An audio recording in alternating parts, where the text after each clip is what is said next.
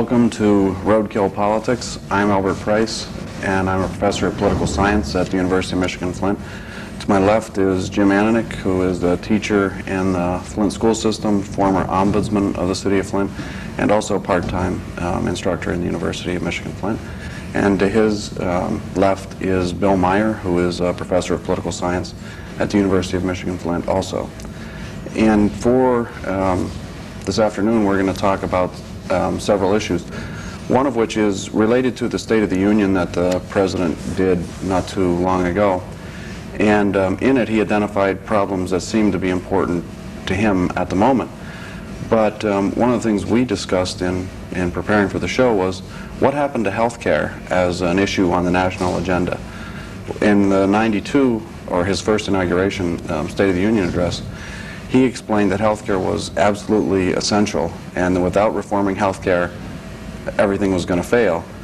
But then they didn't reform health care, and now there's another presidential race coming on, and nobody's talking about it. It's probably in a box in the private headquarters somewhere. At the Home Office. They'll come up with, D'Amato will get it pretty soon. D'Amato will hold hearings on it.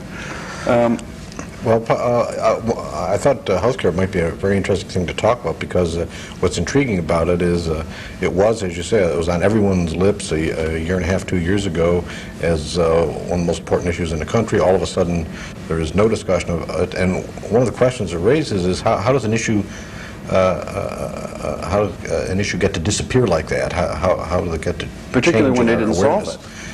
Well, yeah, logically, I guess you have to conclude one of two things. Either the first time around it was a totally made-up issue that Clinton fabricated in his own mind, and that's, I think, fairly unlikely. Or it's an issue that we've started to neglect. There, in fact, was a real problem, and we are now simply kind of ignoring that problem. We decided to pass over the problem. But I think there's one of the things that's interesting about this is that the Clinton health plan, of course, was defeated, but in the process of defeating it, one of the arguments that was made is that it was too radical, it was too complicated, too bureaucratic, and that there are all sorts of simple solutions that could be very, very easily passed. Apparently it wasn't all that simple, because it took almost a year to draw up the Clinton plan, which was essentially an insurance company bailout plan to make sure that insurance companies stayed profitable and physicians stayed profitable, but it didn't have a lot to do with the issue, which he said that there were 40 million uninsured people who were at risk. And they went through a whole year of it, and still no movement on it except to defeat that plan, but no proposal coming forward in the next Congress, which was this election in November. Well, probably the Congress and the President went and looked over their health plan and decided, well, gee, what's wrong? It looks like a pretty good plan to me. Well, one of the things that almost never was discussed in a health care debate was a single-payer system. There were all these options that were discussed about the Clinton plan, but no single-payer system, because that was going to be bad, because it would be socialized medicine. But then if you look at Congress, if socialized medicine is bad, why do they have it? That's just bad for the people. It's not bad for They're protecting us from these evils. They're willing to endure it for themselves. But they're such wonderful people that they'll do this for us. What I think is interesting about the '94 elections, after the '94 elections, Republicans, in effect, won majority of the House and the Senate, and have done nothing about health care. And I think one of the things that indicates is that they were not just opposed to Clinton's health care plan. They were opposed to any reform in health care. So it's not a question of his plan being the worst plan, or particularly less desirable than some other alternatives. So it was really opposition to anything other than the status quo. And this is continuing. There is an initiative now that has emerged, sponsored by Senators Kennedy and Kassebaum, which is a limited plan only designed to solve certain problems like portability of health care and protecting people regarding pre-existing conditions, ensuring that... Isn't that what they said the simple fix would be? That would they be- didn't need the complicated structure that Clinton had proposed. Instead, they could do it simply by making portability and covering people with pre-existing conditions. Well, the Clinton plan got dumped, so where's the portability and the pre-existing condition? This is now bottled up. It's being blocked by various conservatives in the Senate.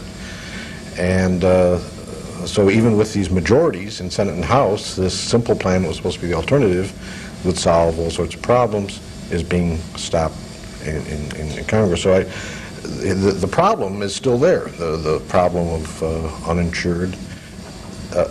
The estimate of Kennedy and Kassebaum is that maybe they could cover 25 million people with this plan, which the Republican leadership seemed to be sympathetic to before the '94 election. It was Clinton's plan, yeah. Before the conservative swing. Well, one of the things we talked about before the show was that this isn't just a phantom issue.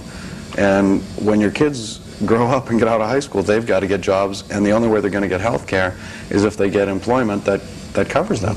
I don't think it's just an invisible issue. I think it's being ignored because nobody much cares.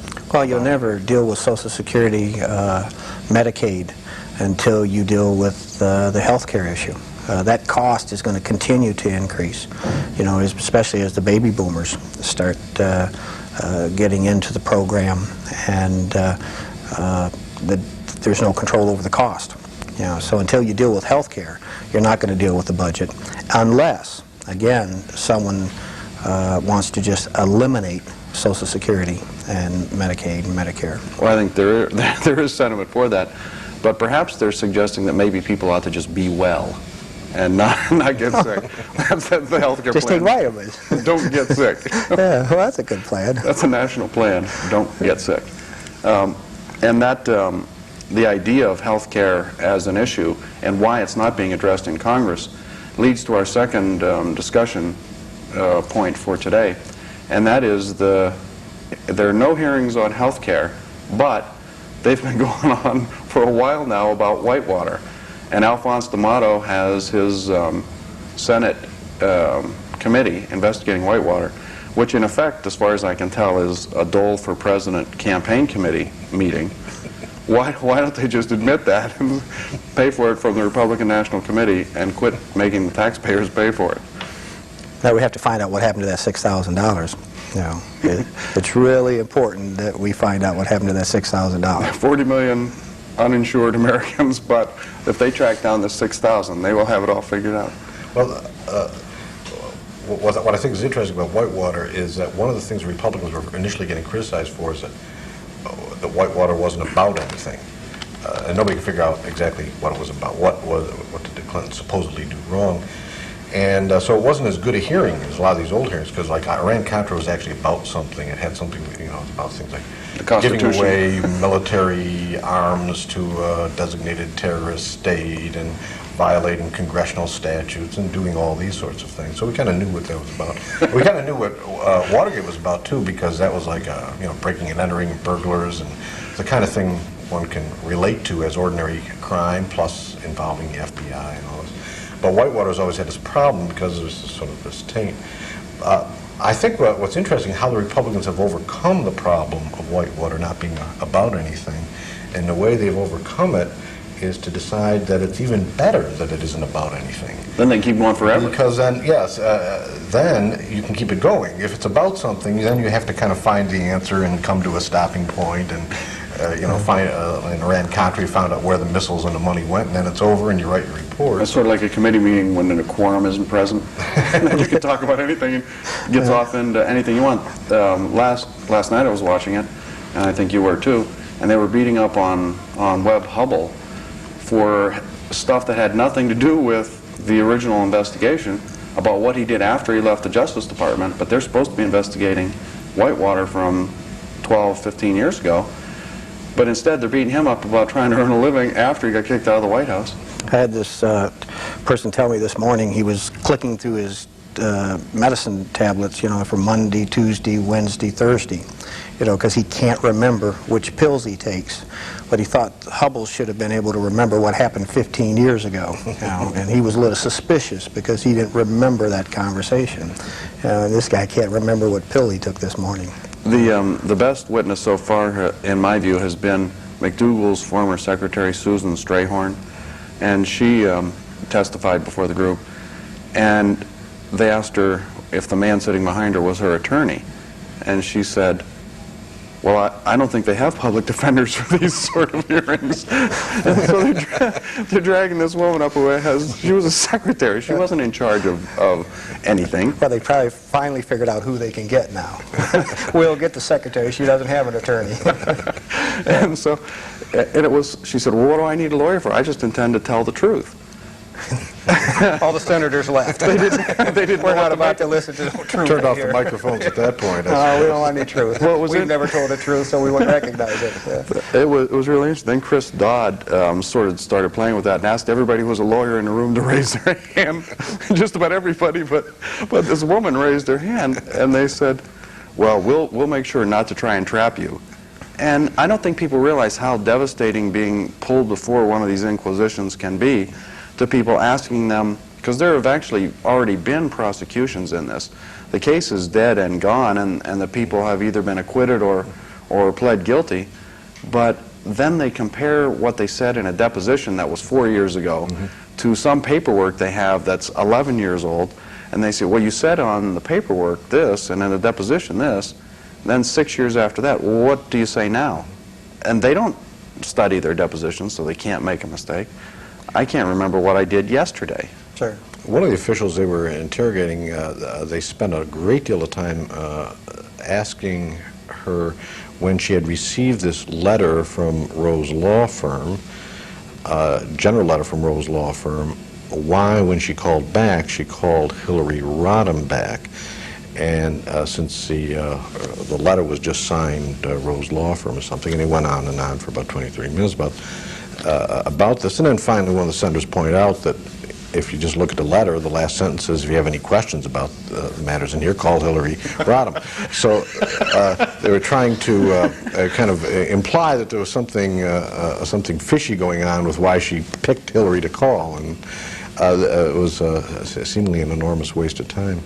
But the thing about, as I said, the thing about it being nothing, when anything happens, one of the responses is, the kind of classic D'Amato response is, well, we have so many questions to ask, and this breeds even more questions to ask, or this makes us wonder even more. And that's part of this sort of open-endedness, not about anything aspect of it that is very frustrating, is it's not, well, we're a little further along to finding out who killed Cock Robin or something like that. This just breeds an innumerable number of questions. Well, one of the things that they've been delving into as well was Vincent Foster committing suicide. That seems quite a reasonable thing to do if you're dealing in Washington with these people who might be on your case for having done nothing. That would seem like the way out would be, I can't take this anymore. Well, I mean, you were talking about Hubble. At the end, I mean, they almost brought the man to tears. Now, this man's been a Supreme Court, justice in the state of Arkansas, in the Justice Department. Been around for years, and they former for real football player. Sure, he could almost sitting on television, ready to cry because of what he's had to go through in these hearings. It was basically saying, "Look, and I've told you everything I can tell you." Well, let's think about who's conducting these hearings. We've got Alphonse D'Amato as the paragon of virtue, leading a Senate inquisition into whether the Clintons had done something unethical.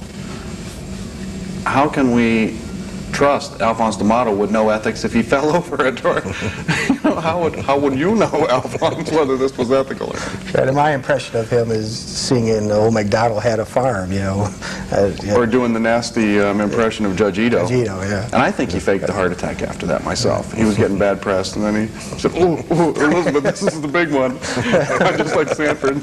Yeah, maybe everybody feels sorry for me. He did, and then they stopped talking. They stopped playing the Ito impression.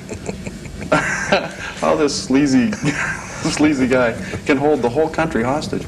And getting back to our first issue, they're not holding hearings on health care, but they are holding hearings on Whitewater. And so far, Congress, in the years of hearings, because they've been doing 4 years of hearings on this, even the Democrats were forced to do hearings.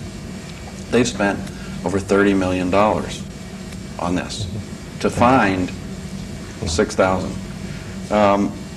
So that sort of is what we were thinking about. Our third item for today, or topic for discussion, is relating to the political process and paying attention to the campaign that's going on now for presidency. It's already started. And yesterday it was announced that the Louisiana primary had Buchanan as the winner in the Republican primary in Louisiana. And that's big news. Everybody threw their sheets up in the air after the election. Buchanan won. Well, I mean, remember that Louisiana had as its Republican gubernatorial candidate in the last election, David Duke, who was an outright Klansman.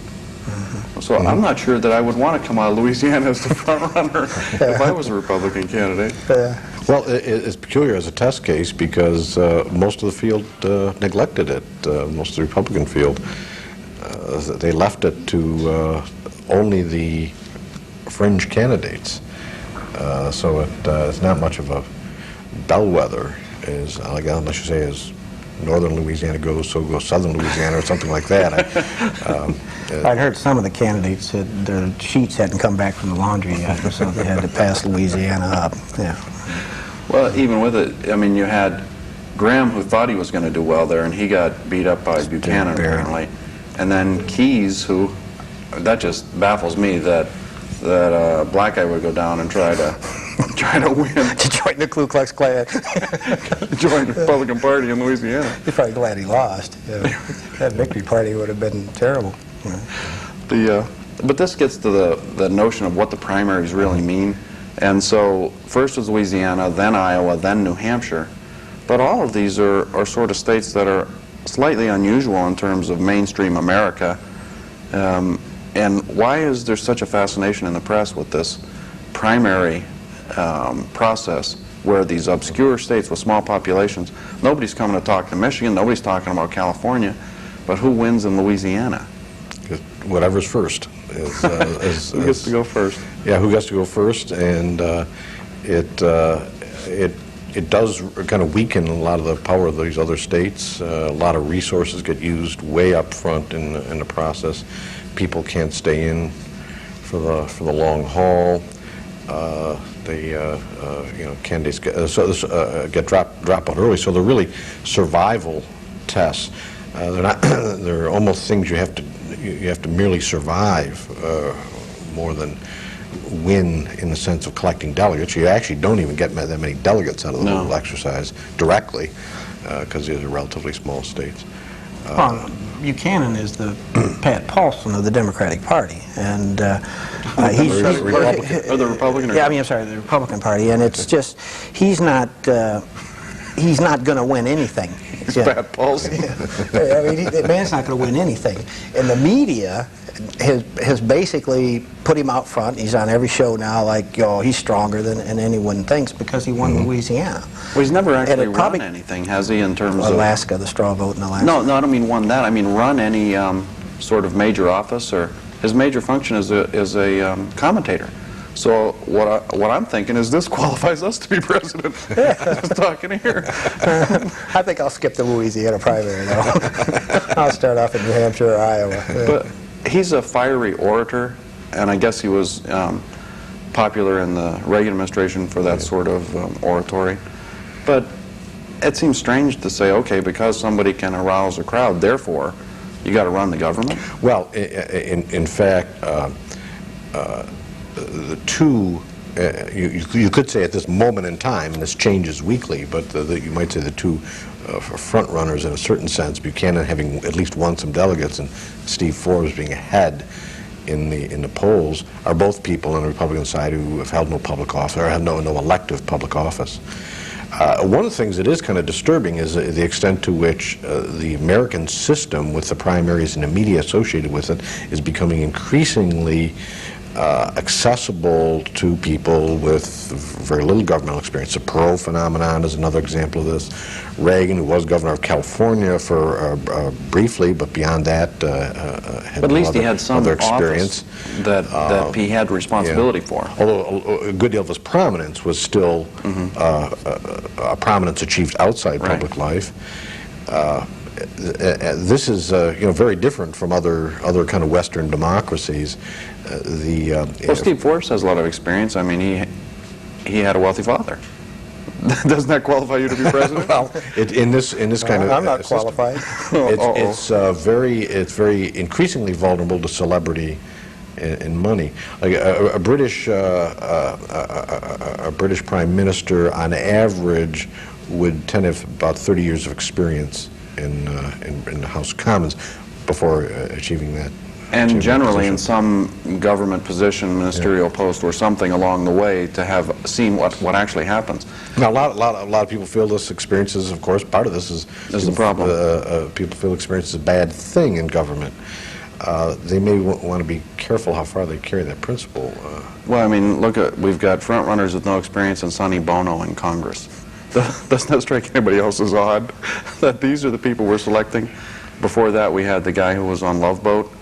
I remember watching Gopher?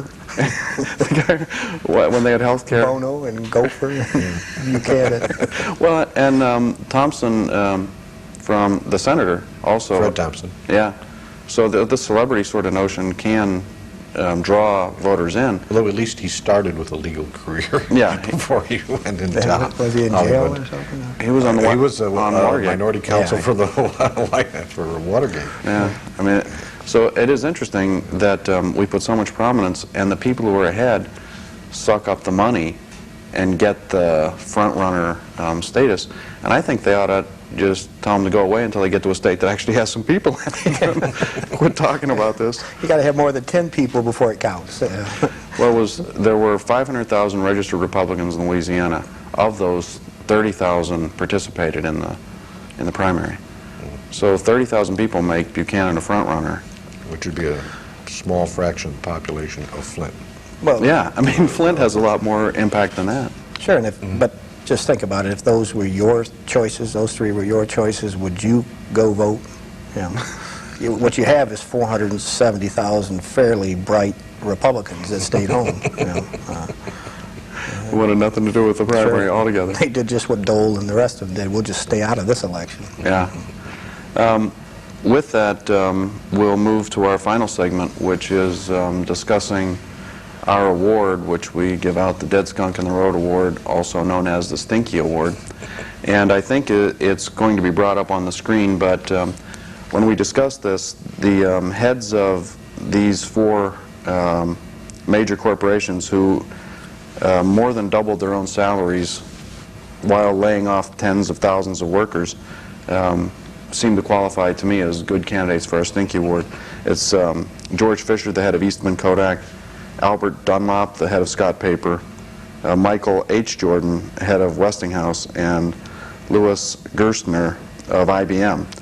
They cut enormous numbers of jobs, and their salaries, for example, the IBM guy, his salary went from $2.8 million before the cuts to $4.6 million after the cuts, and he laid off 36,000 workers. The Scott Paper guy laid off 10,500, and his salary went from $618,000 to $3.5 million. The Westinghouse guy went from $713,000 to $1.3 million, and he only had to lay off 4,900 though for that. And the last was Kodak. They laid off 14,000, and his salary went from $1.8 million to $3.9 million. So it looks like if you're a CEO, the way to increase your salary is to zap as many employees as you can. Well, Albert, I mean, you have a choice. You either pay more for computers or you lay all these people off. And they just decided to take care of the consumer and so that they could raise their salaries. That's they were protecting the consumers by taking bigger salaries. I can sort of see how that follows. Well, these people just go home and get their computers and start their own businesses anyway. Well, it's a good example of the problem of determining whether things are going well or aren't going well. And we hear about all sorts of underemployment and failure to maintain wages and the pressure on the middle class. Yet we all hear the economy's healthy and it's thriving and everything is go-go and there's good profits and this sort of thing. And that your awardees are examples of exactly how this can happen. The lead in line in a recent article about General Motors or Buick profit sharing was good news for General Motors and its workers. But of course, only good for the workers who are still there. So there's an ambiguity when we're talking about workers. Do we mean people who are working class, who are looking for jobs, or people who used to work for General Motors? What kind of which workers are you talking about? It's workers who survived and still are getting some bonus out of it, but it's not good. There's a lot of workers for whom this is not good news. Yeah, and in each one of these situations, the stock prices go up because they call it becoming more efficient. But the efficiency is that these guys get all the money and the other guys get the shaft. Sure. And just, and to make sure that they won't hire people back, they increase their dividend and they distribute, their resources so they don't have to hire these people back. And that's laid off, and I think it's more downsizing that they're talking about. And I think that people have to change their terminology and they have to understand that these people are gone. They're not coming back. Laid off means to people, at least most people I know, that they may get their job back. And for the most part, these jobs are never coming back. And these people raise their salaries on the dead bodies of these 40,000s and that they're putting out in the street. And the president said we've had the strongest economy in decades. How does he conclude that? These people that, just adding these up, 36,000, 10,000, 5,000, and 14,000, that's a lot of people who are not feeling like this economy is doing them a whole lot of good. And it relates to our other topics too, because they had health care. These were good jobs in a solid company. Now they don't. Well, the fast food restaurants hired 60, 70, 80,000 part-time people at $4 an hour, though. You forget that. And that'll fix this. New job development. Yeah, new job creation. Engineers don't mind working in McDonald's at $4 an hour, I guess. Well, maybe they could design or get them to use the little computers they have with the Big Mac picture on it or whatever. Better. Well, a lot of it has to do with the political rhetoric of how people are defining economic success. And we've gotten into talking about things about growth in jobs, without looking at what kind of jobs they are and how many have been lost. Looking at all sorts of kind of inappropriate measures that make good sound bites for politicians to make claims about productivity. With that, we're going to have to stop the discussion because we're out of time. So thank you for participating, and that's it for Roadkill Politics. Thank you. Thank you.